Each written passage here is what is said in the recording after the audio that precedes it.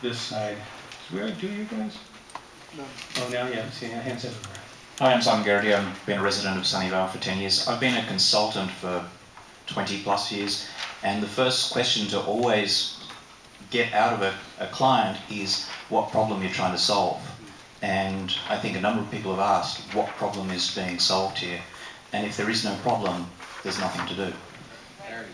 First of all, I'd like to say, okay, no applause. You said no applause. You did so well. Stop. I don't do it now. Second of all, that is the best comment tonight because it was the shortest comment of the night. So thank you very much. I appreciate it. It was a good comment. Hello, my name is Bruce Frank. I live in the San Jose area. I'm an ex-competitive shooter. I don't shoot much anymore, but for competitive anyway. I would like to interject here as questions have been asked why there have been why this was started in the first place, what questions were brought up, that what kind of complaints there were. I hope that in this process there's a statistical analysis of whether there are any risks actually related to gun shops, gun stores in any other city, rather than just saying arbitrarily, I feel uncomfortable with a gun shop in my area. Well, I'm going to keep your comment short for you and cut in here.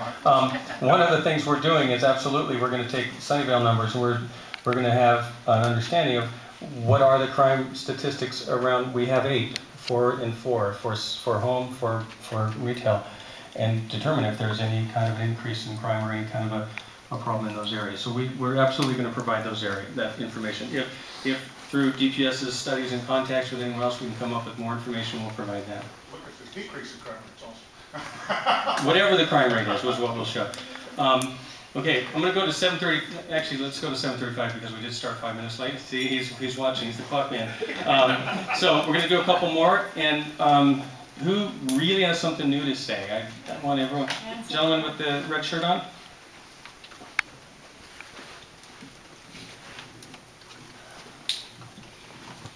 Hi, my name is Paul Tomaszewski. I'm a 50-year resident of the city. And so far, I think I'm winning that little competition. Yeah, I noticed you were winning. Congratulations.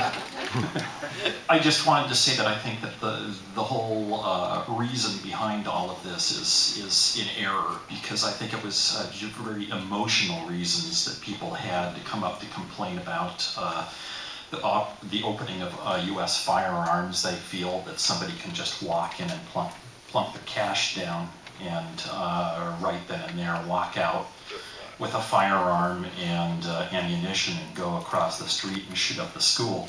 In point of fact, the owner of U.S. Firearms was telling me about all of the steps he had to go through in the close scrutiny from the Department of Public Safety. And then just purchasing a firearm, you have to go through a background check, a 10-day waiting period, and on and on and on. So it's not like it's the Wild West and his clientele are somebody you need to be afraid of.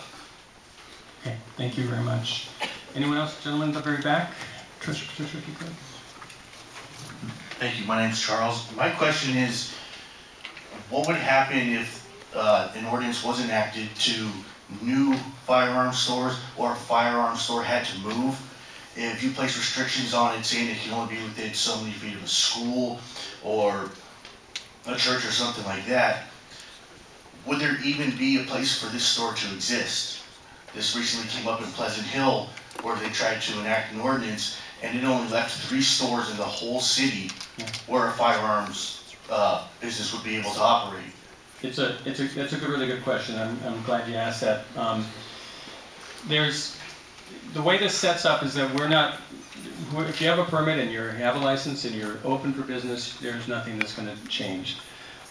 If you go out of business for more than a year, our ordinance says you lose, and the ordinance change. Let's say the law changes and you're what's known as grandfathered in or legal non-conforming. You have a year for that to have that business restart at that same location, and it can continue on. If it goes away for more than a year, then you have to follow whatever today's rules would be. So if the rules changed and you had those locational problems or distances, let's just use U.S. Firearms. They went out of business. They no one else reoccupied that as a firearms deal for a year. They wouldn't be able to open up a store at that location. I completely understand, because we had the same thing with the medical marijuana, where a lot of people said, I'd like to see the business on El Camino Real, and I want to see it 400 feet away from residential. And all of you, the 50-year resident, you should, I'm going to test, no, I'm not going to test you, but you'll know that every property behind, almost every property behind El Camino Real is a residence. And so that's a de facto prohibition, which we're not interested in doing. We're going to take that into consideration. That has to be known whenever a decision is made. If they say, we're going to do that, they have to know what the impact is, what the effect is. And we'll make sure that we've done the same thing. We've done mapping to show what would be available, what's left, and we'll provide that information. So it's a good point. Oh, you spoke.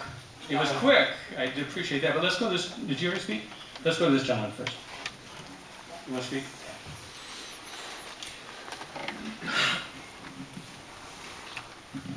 My name is Ray. I've been a resident of Sunnyvale for about 24 years. Have my own business out of my own home.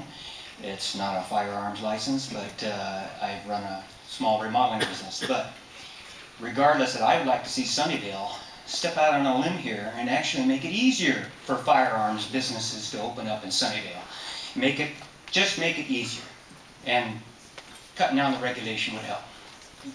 I just want to remind you that we have no permit requirements for planning, so I'm not sure how much easier we can make that. We'll give you money to open, that's what we'll do. I'd like that. Could you explain to the audience about when a business becomes non-conforming and when, say they have a fire or they want to expand the business, how this will affect them? Sure. How land use agreements affect them? There's two different types of, I'm going to give you a little planning 101. If I see anyone nodding off, I'm going to go even longer. There's two types of nonconformities. There's nonconformity use and nonconformity structures. We're really talking about the nonconforming use here, if that was the case. If for some reason the business has, in our ordinance we have all the requirements that if there's an act of God, if there's a fire, if something happens, you have the ability to reopen. You can't expand a nonconformity, so you can't take your shop and double its size if it says that use is no longer allowed in that zone. But you can reopen, and you do have the opportunity, if something happens, to reopen in that location if it was a fire or something happened. So, But they would have to make it conforming.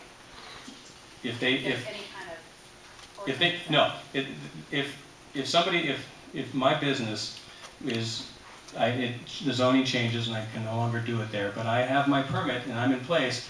If something happens and my business has an issue, even if I go out of business or if it burns down, I'm able to build that back up and have that business in place again.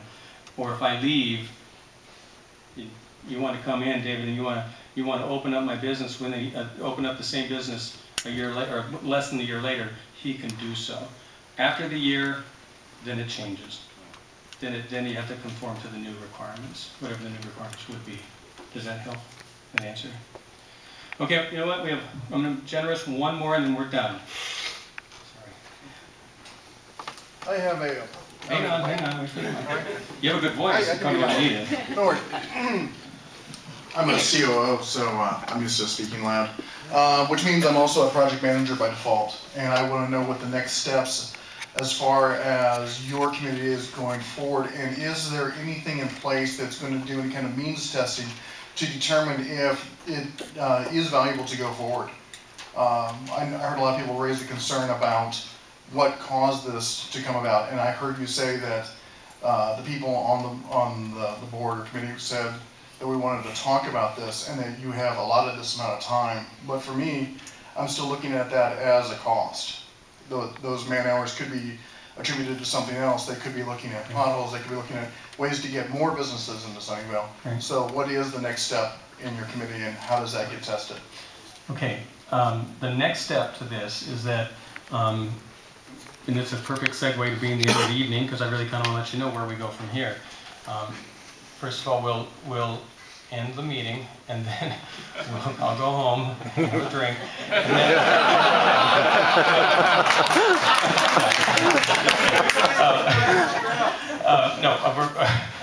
once from here, we're continuing to do, we're going to get more public safety input.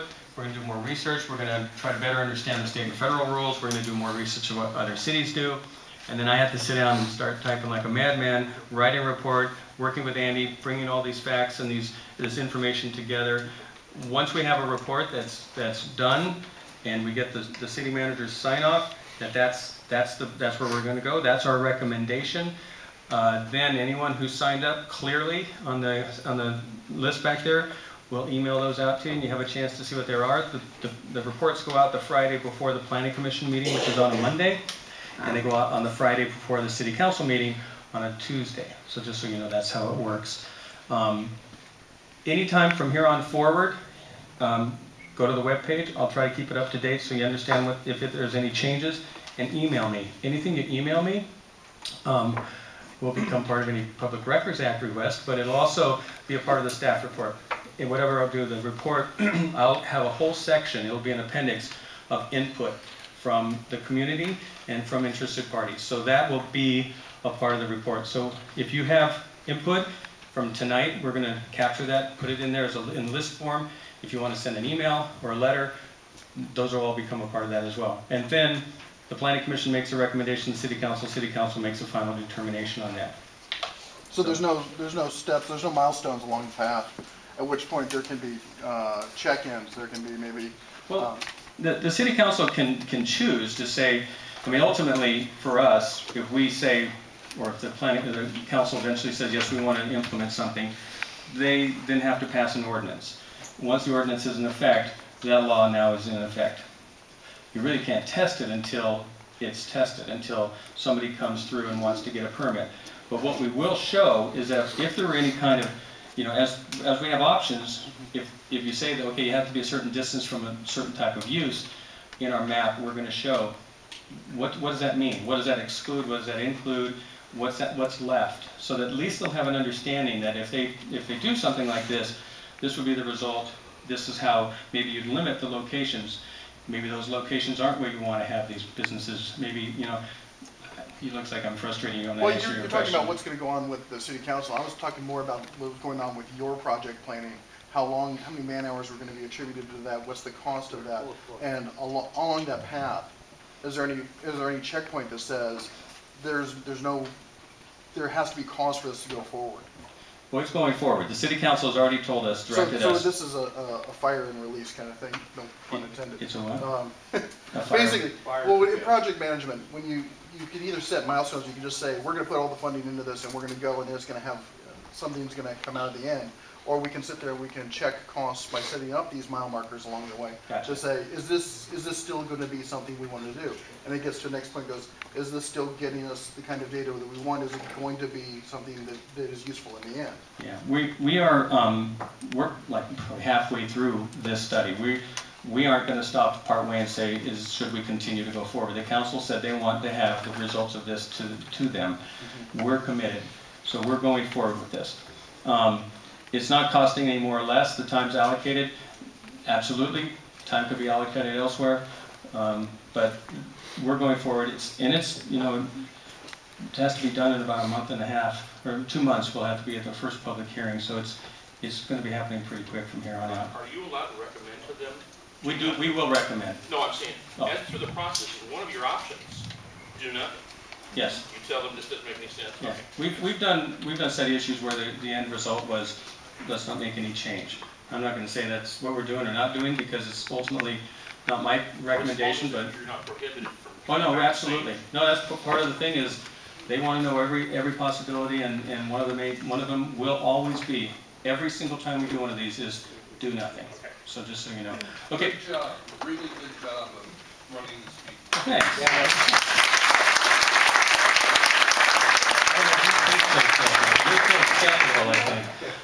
Okay, last thing really fast is, again, I have really